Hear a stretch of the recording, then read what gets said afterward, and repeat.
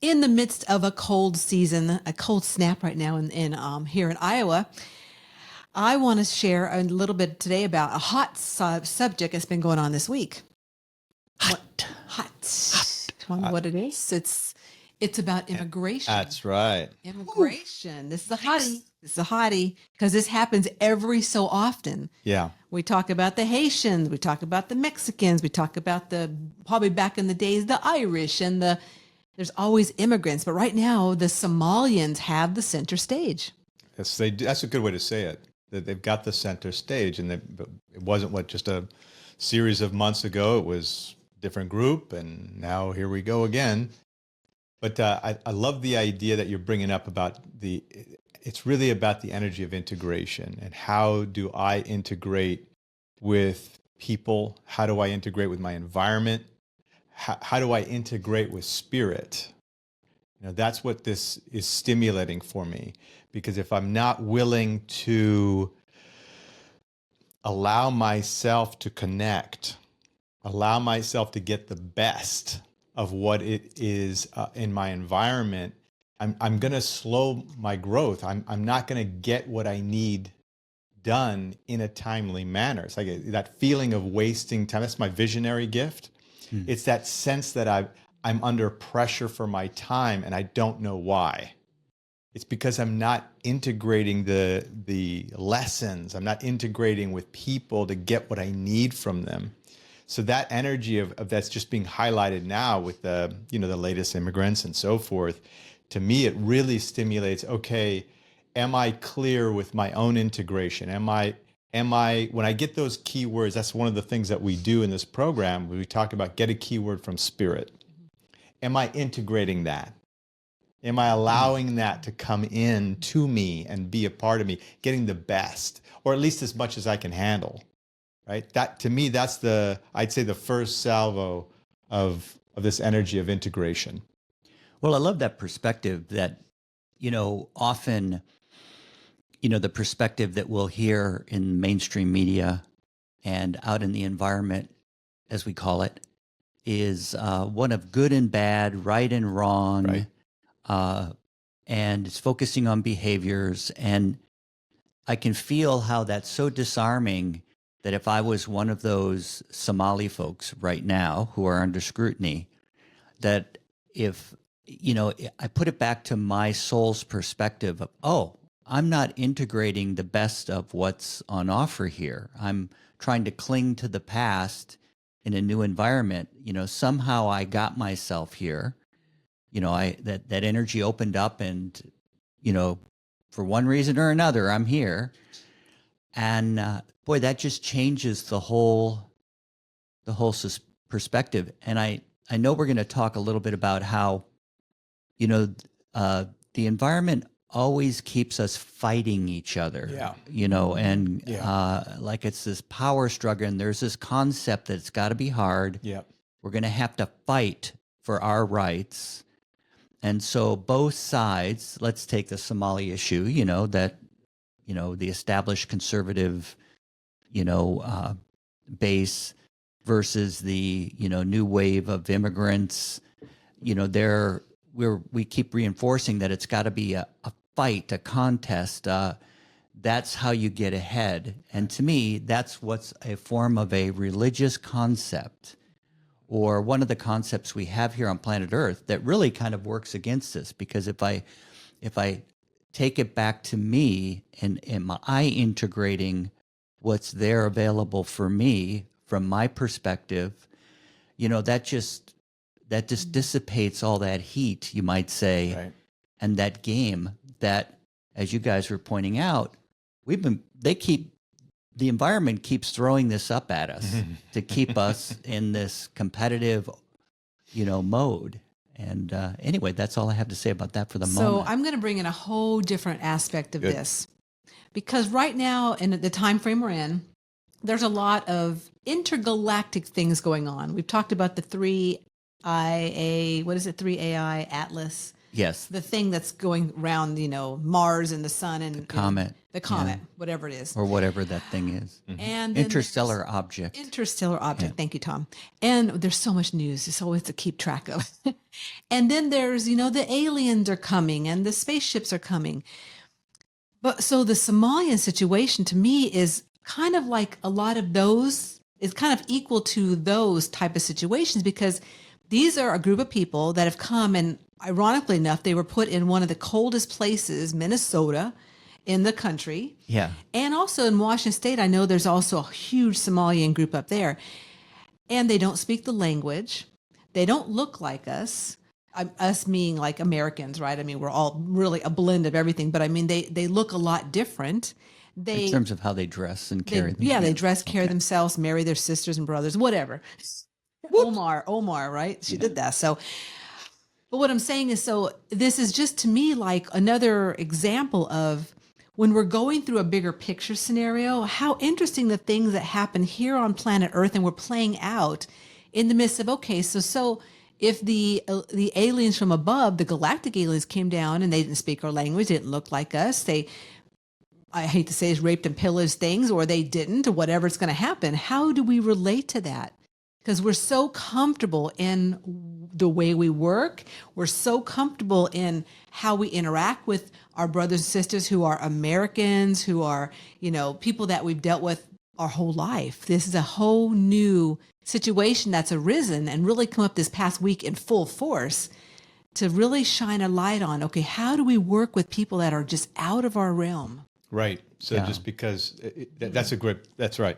And what I was going to say is that just because I can be biased not because of a bias within, it's because I get comfy, right? There's that difference between being comfortable and being comfy, right? There's that different thing there where it slides off too much. And now I'm getting used to stuff. And I think I'm just going to fall down into what I've gotten used to, right? We were just talking about in the green room before we get started, is that I can start thinking not being happy is normal. I get into my head about stuff. And that's the same when I'm going, I mean, all of us have had the real benefit of going to different countries. And I think it's an old quote. It says, "Those who do not travel do not know the value of people." And it's like, when you get to travel, it is amazing. It's wonderful because you really start getting the best from yourself, from people. You appreciate the different cultures and all that kind of stuff. So it's a wonderful thing.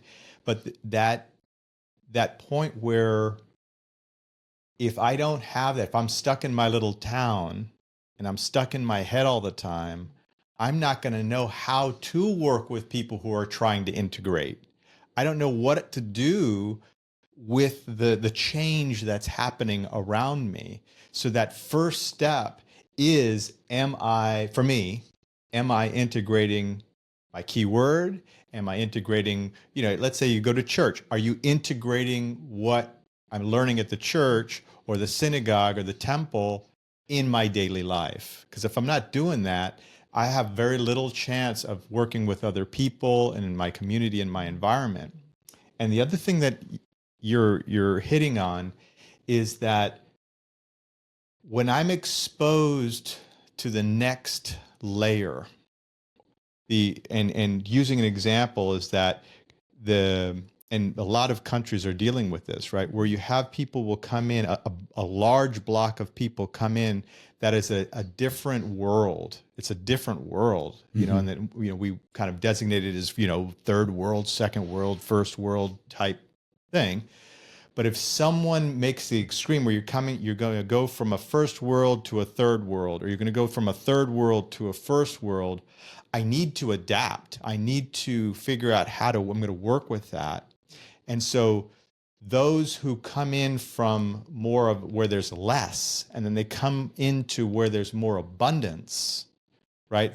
From the third world to the first world type thing, right?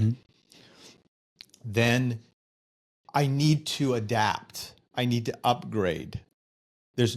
I'm going against the grain if I'm going to bring all those old habits into this other place. Mm-hmm. Right. And that's why they're in the news at the moment. It's not because of the migration per se. It's the fact that, well, they're not integrating, and they've just, a few people have gotten caught with spending and taking a lot of money, Which we do here too. right? I mean, it happens every day, but it's just now highlighting, right? Yeah. And so if I remember, oh, I'm moving up or I'm shifting, I can leave my old habits behind and upgrade myself. I can now move and do the next layer of things for me. And that's really the difference, is if I'm going to keep my old habits, but I'm going to move into a new clean energy, then I'm going to recreate my old pattern, because that's the way I think. And that's the story, remember, we always tell is, well, if you take a person out of a bad situation over here, and then we move them to a new place, they'll end up recreating their situation with like 6 to 8 months, because it's how they think. So it's really the power and the benefit and the inspiration of helping people is all about helping them upgrade their thoughts, upgrading how they're going to work with their energy. Then what happens is that there's that natural integration. We exist in a highly intellectual world, and often the feeling part where your inner wisdom lies gets left out.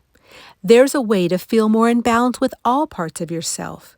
This way is by accessing a spiritual bigger picture of who you are as a soul. Check out the link in the show notes to access a free video series created by the Wayshowers College to support your journey and moving through this game of life. Your intellect and feeling parts will love it. Yeah, sounds great.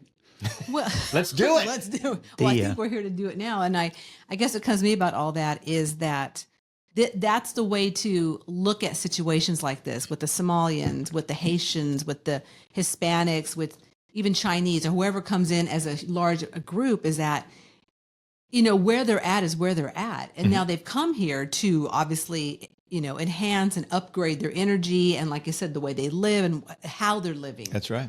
But from where they've come from, they still have all the habits and all the concepts and the beliefs. And so in looking at that group, well, in looking at like us and like, maybe our listeners out there and, people that are more awake consciously, we're going to look at and view things differently because of the fact that they're just where they're at energetically. Yeah. And, the great, the people that were caught in the, $1 billion fraud, I mean, it's not the majority of them at this stage. No, there's a portion of them. And with every wave of immigration, the Italians, the Irish, you name it, there's always been, folks from Latin America, there's been this, a criminal element that moves into the environment as well. There's always a portion of that. And I'm not looking to justify that and or argue with the system of whether people are welcome or not. But I love the idea that, it's just another opportunity for me to reflect upon, am I integrating what I'm getting from spirit, from a higher source? The only other thing I wanted to share about was with the extraterrestrials and the UFOs, which obviously is going to be revealed. You can also see the setup of a contingent of people in the government that want to set these extraterrestrials up as somehow a dangerous threat. And yet, apparently they've been covering it up for 80 years. So at least, right? And as we're still here. And we're still here. So, I mean, if the extraterrestrials who have advanced technology were truly a threat, they would have been a threat already. Yeah. But boy, and I think there's some good people in the government, some spokespeople that are talking about it, but it's amazing how we always go into this, we got to protect ourselves and this could be bad. And, and obviously these are some of the souls that came in to be warriors and help establish the boundaries and make sure that, we maintained that, the integrity of our, systems that we've got in place so that people can learn and grow freely and securely. So anyways, I just like to point that out as well. Yeah, I also want to just go back to what you said, Tiger, about how when people don't travel the world or even travel outside of America, even to Canada or Mexico or somewhere different. Out of your town. Out of your I know people that have never even been out of like their little state. So Yeah.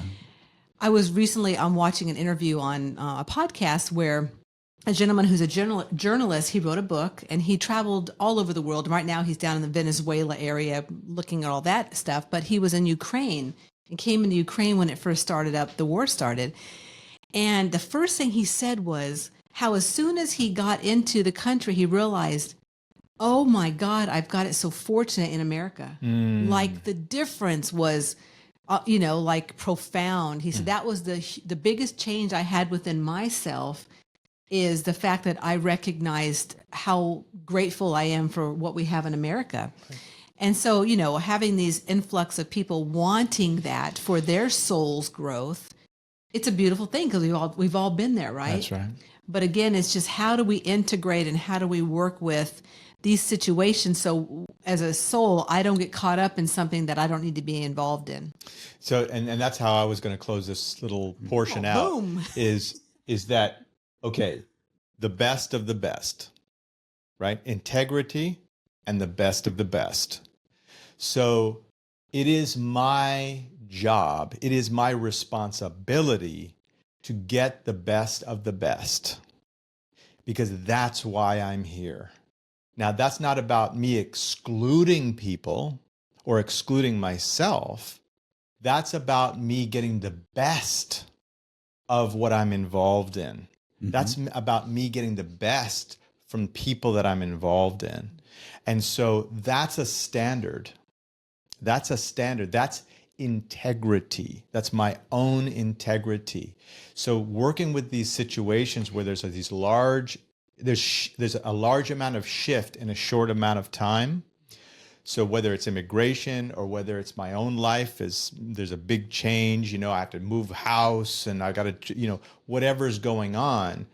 And now I'm going to have to reintegrate, there's a shift.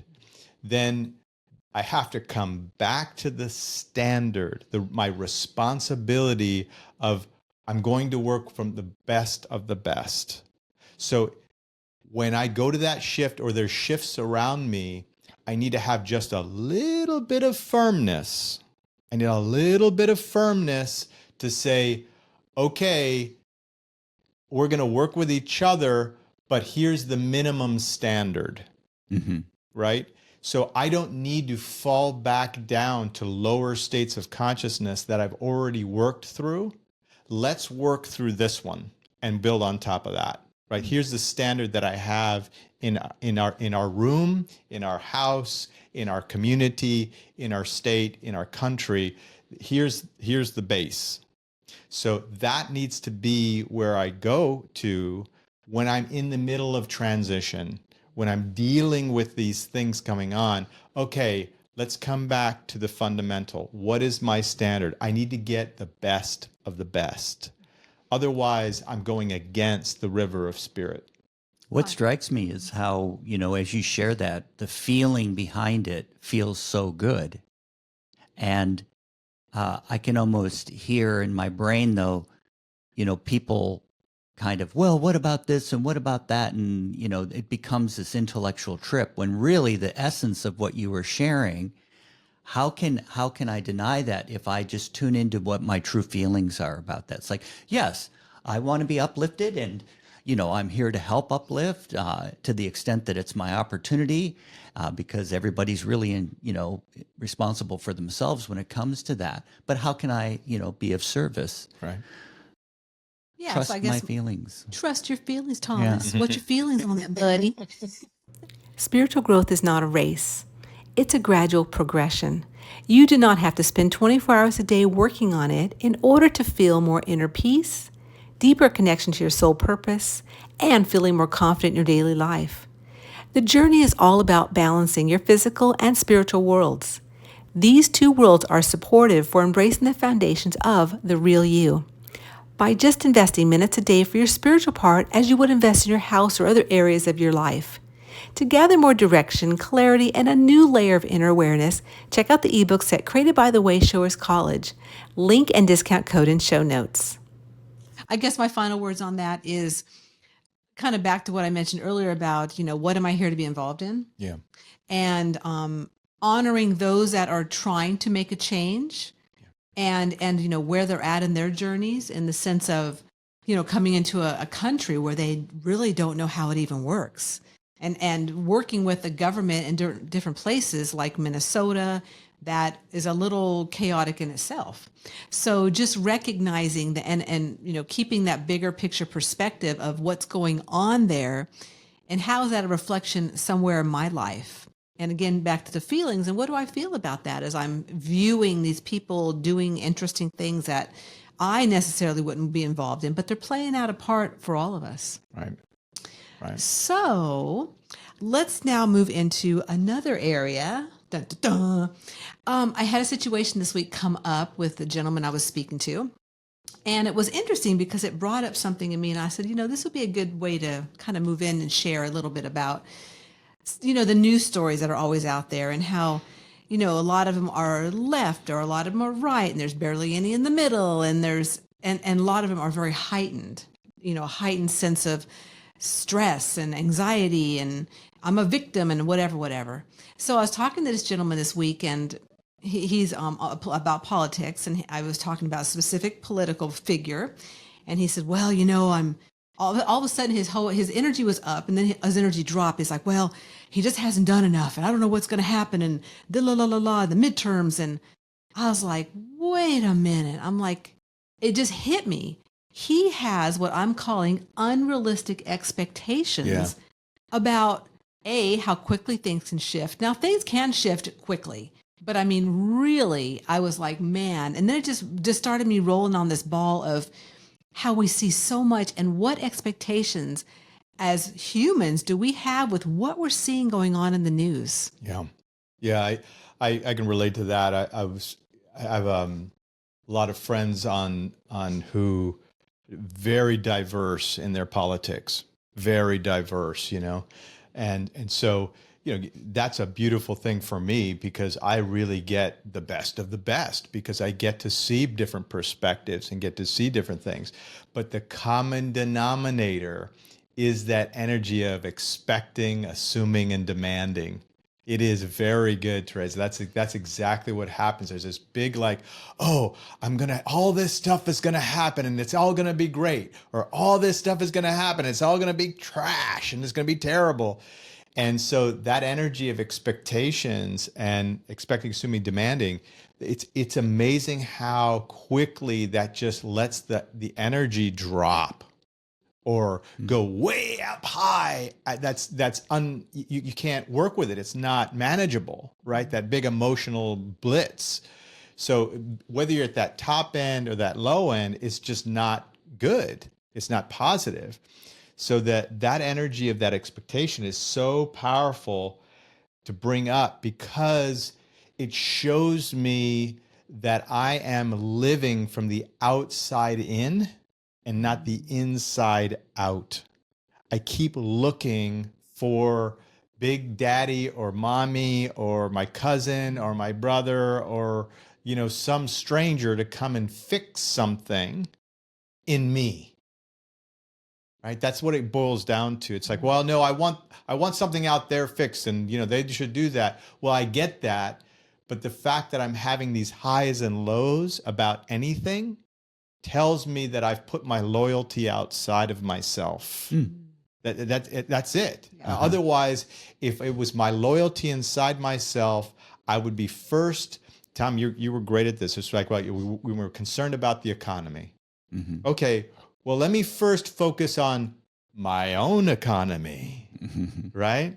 And then we can, start maneuvering and working with the outer economy. And Tiger, that sounds real great when you have money, but if you don't have money, well, that's true. You got to deal with that, but it still has to come from the inside out. So to me, the expectations for me start when I put my loyalty and responsibility outside myself. And the moment I bring it back home, those expectations go down, not because I don't want the stinkers to do something. I do want them to do something or nothing at the appropriate time. It's that I'm sensitive to where they fit in my life. Well, what strikes me is, and this is a little bit of a follow-on on the first story as well, is that like be aware of the setup. Yeah. What's the setup That's right. to, and I realize now, for me to experience these great highs or these great lows, or that expecting, assuming, demanding kind of energy, it's a setup, and it allows the outer influences for us to keep fighting, or to keep, instead of going, okay, well, all right, so this happened. What's the solution? Let's work together, and let's, love our neighbor as ourselves, more in that energy, live and let live. But hey, we have to establish the boundaries here, and so, and then I'd say for the individuals that get caught up in these storms, how be aware of the setup before you're That's getting right. set up. You're Setting yourself up. You're setting yourself up, because I'm ignoring my sensitivity, my true feelings. I'm not even aware of what they are. I'm moving with assumptions, as you're saying. And then when those assumptions don't come true, oh my God, what's going on here? So I got a kick out of one of the elections, and I remember a friend of mine on Facebook said, like, there's such joy, we're dancing in the streets, and I thought, wow, like, how naive are you? Yeah. That because after all these years of watching elections, no matter who gets elected, it never is quite what they said. It's not going to be that easy. How can you not know that at this stage of life?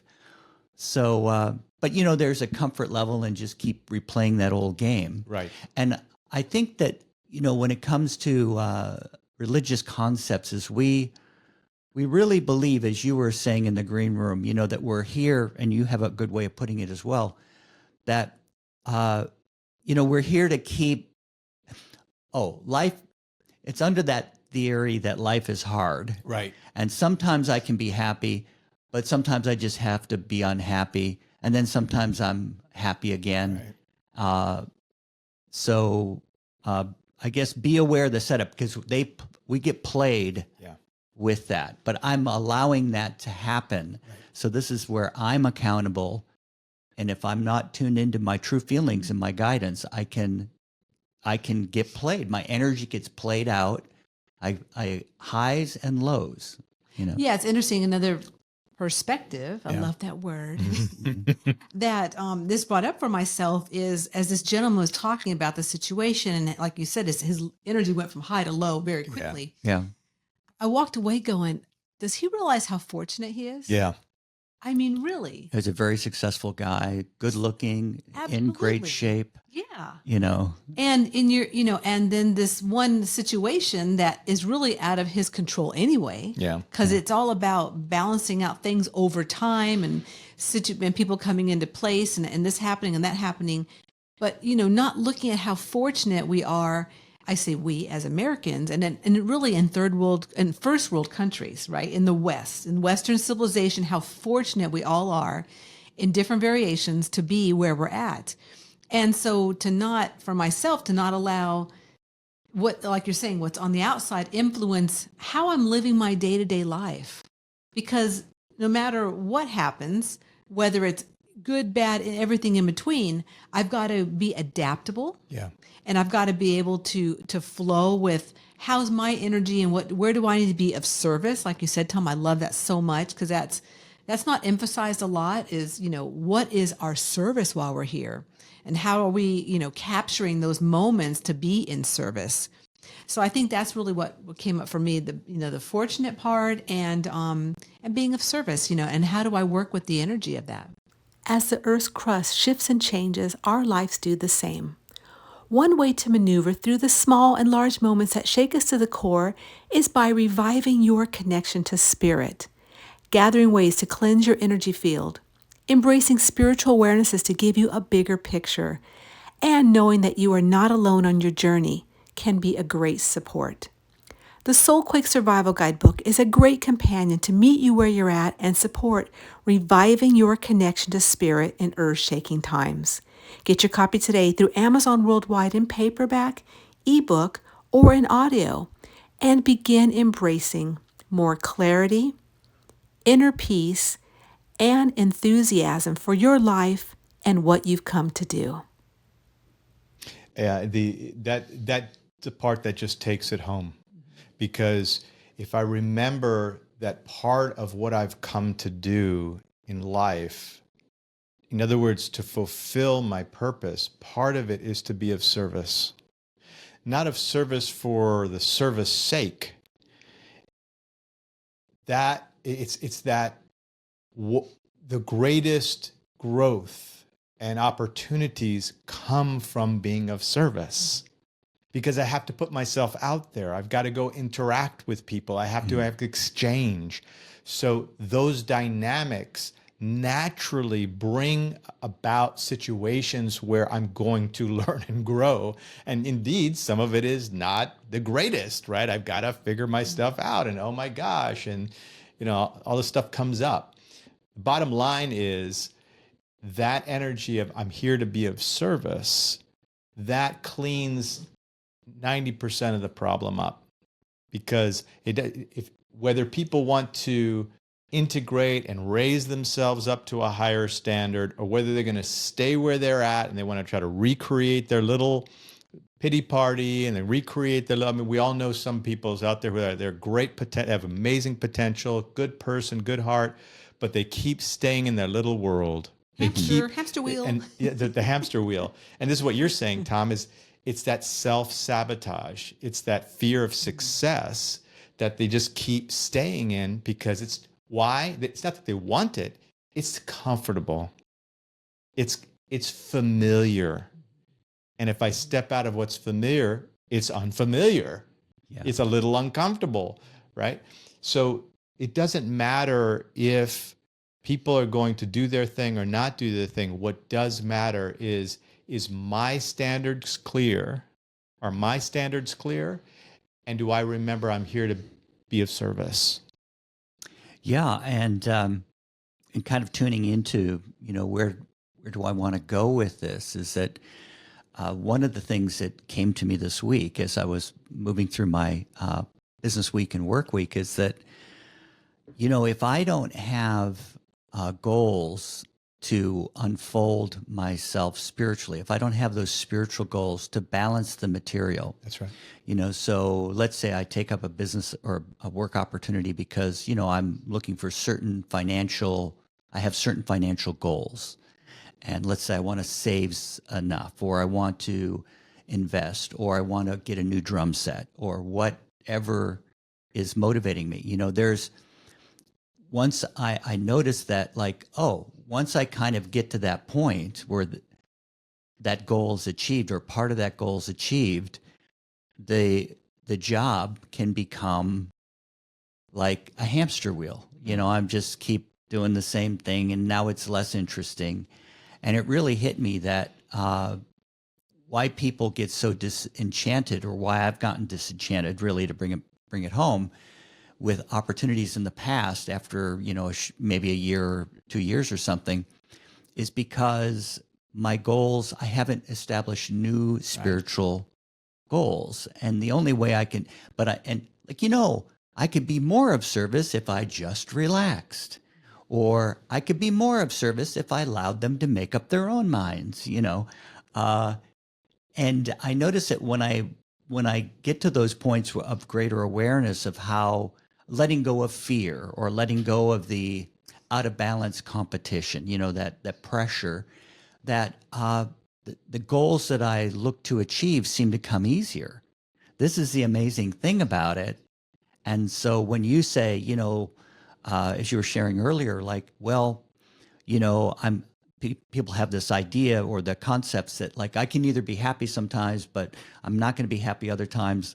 Well, really, on the other side of that concept is greater awareness of, I can be happy more of the time and even more of the time. And I can establish other goals and so forth. And then on the flip side of it is if I'm just looking for the material, it's going to get old. I mean, everybody says that. So having those lifetimes of searching there becomes a point where as a soul, I've reincarnated and I'm just not as interested in that anymore. So, with those two stories, how about a wrap up, Tiger? What's the commonality you've sensed in both of those? So we talked about the integration and we talked about the expectations. I think where this is taking me is a little bit of an interesting angle from this. Is it's talking about making my life interests, the things that I'm taking with me, making them a goal in life. So Tom, you brought up about that thing like, okay, well, I have a little fear going up here, or like if someone has fear, okay, do you want to have fear there? Well, no, I don't. Okay, make that a goal. Exactly. Gosh, maybe Tiger's feeling, anxious in this type of situation, or I want to be more abundant over here, or okay, Tiger, make that a goal.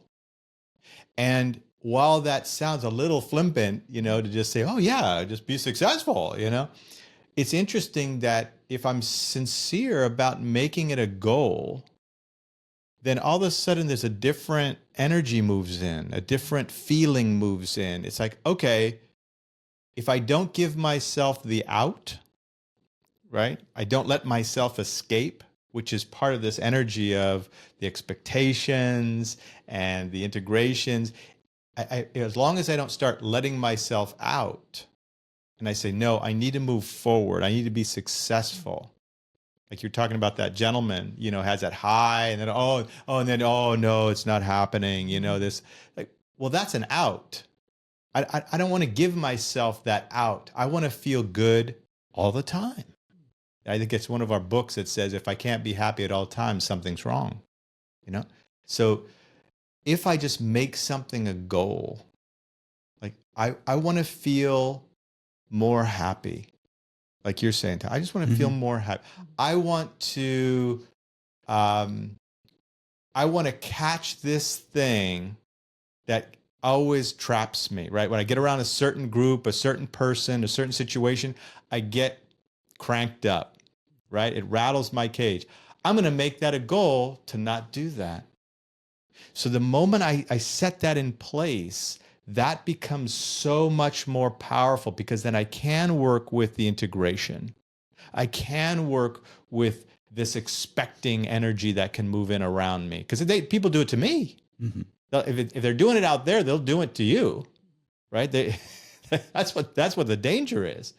So if the politicians are doing it out there, they're going to do it to me. And that's why I have to make it a goal. I want to make it a goal to be more successful in my daily life. How am I going to be successful? Just make it a goal. And the common thread, the word I get for it is adaptability. Mm-hmm.